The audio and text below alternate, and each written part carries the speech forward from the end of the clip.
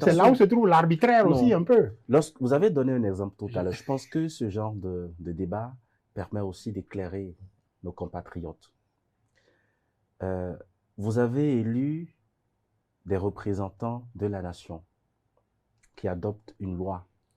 Vous, en tant que parti politique, vous estimez que la loi ne protège pas suffisamment les citoyens ou ne concourt pas à la préservation de l'intérêt général.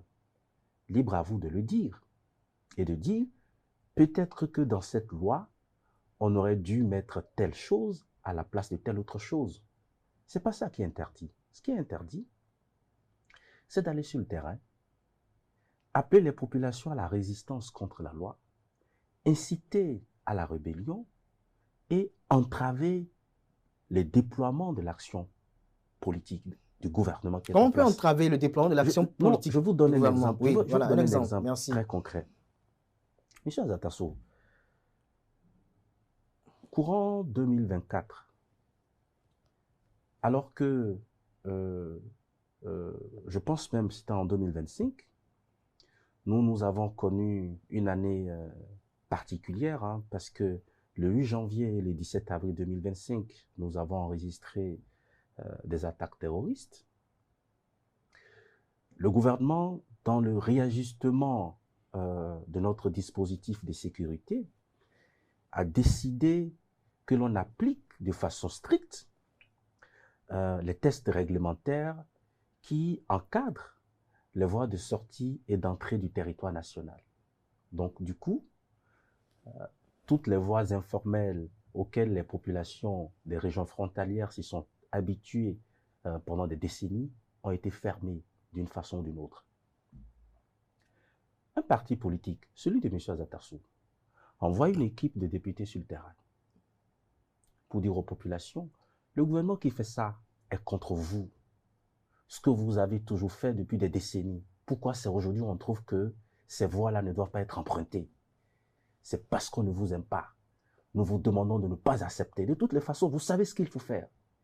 Vous avez des moyens pour débloquer ces voies-là. Et vous savez très bien qu'en 2026, il faut dégager ces gens-là. Parce que ces gens-là ne vous aiment pas. Avec la trêve politique, c'est plus possible. Vous voyez la nuance? Il y a la République et ses principes. Il y a la responsabilité des partis politiques. Donc, une fois encore, personne n'est interdit de critiquer. La critique, elle doit avoir lieu. Les gouvernements en ont besoin pour ajuster, réajuster leur politique.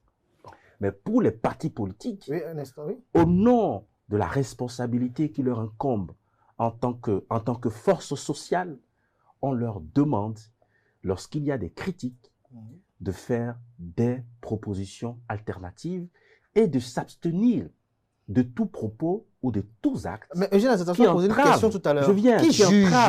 Qui juge ou qui aura qualité à juger de la nature des propositions effectuées? Qui entrave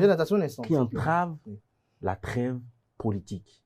Parce qu'il y a deux façons de violer la trêve, soit par des actes, soit par des discours.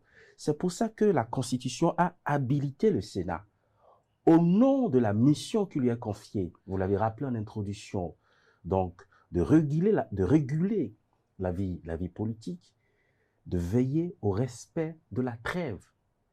Donc, s'il y a violation de la trêve, c'est le Sénat qui est habilité à prononcer les sanctions, à donner les avertissements. Et donc, après, ce dont nous parlons, c'est quelque chose qui est connu de nous tous. Merci. Nous savons tous, vous me donnez quelques secondes. Nous connaissons tous les activités, les actions qui peuvent être considérées comme de la campagne électorale en période non électorale. Parce que la trêve, c'est la prohibition de la campagne électorale permanente.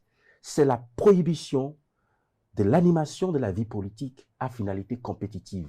Et ça, quand on est en face de tels cas, c'est quelque chose qu'on peut admettre sans qu'on ait besoin d'aller chercher de gros moyens. Eugène Azatasso. Non, on n'a pas besoin d'aller chercher de gros moyens, mais il faut réfléchir dans tous les sens pour être complet.